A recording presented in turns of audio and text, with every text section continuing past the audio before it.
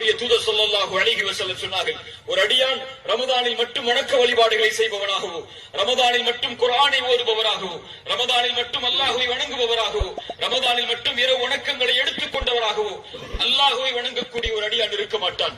ரமதானை வணங்கக்கூடியவர்கள் தான் ரமதானோடு வணக்க வழிபாடுகளை முடித்துக் கொள்வார்கள். யார் அல்லாஹ்வை வணங்கினார்களோ, யார் அல்லாஹ்வை உறுதியோடு ஈமானோடு இஸ்திகாமத்தோடு அல்லாஹ்வை வணக்க வழிபாடுகளில் வணங்க வேண்டும் என்ற ஆர்வம் கொண்டிருக்கிறார்களோ அவர்கள் தாங்கள் செய்த வணக்கத்தில் நிலையாக இருப்பார்கள். இன்னல்லதீன காலு ரப்புனல்லாஹு சும்ம இஸ்தகாமு, யார் ரப்பை அல்லாஹ்வாக ஏற்று அதில் உறுதியாக இருந்தார்களோ தத்தனஸ்ஸலு அலைஹிமுல் மலாயிகா, மரண நேரத்தில் மலக்குகள் அவர்களுக்கு முன்னால் இறங்கி வந்து சொல்லுவார்கள், அல்லா தகாஃபு, நீங்கள் பயம் கொள்ளாதீர்கள், வலா தஹ்ஸனு, கவலை கொள்ளாதீர்கள், வஅப்ஷிரு பில் ஜன்னத்தி அல்லதி குன்தும் துஅதுன், அல்லாஹ் ரப்புல் ஆலமீன் வாக்களித்த சொர்க்கத்தை கொண்டு உங்களுக்கு நாங்கள் நற்செய்தி சொல்லுகிறோம்.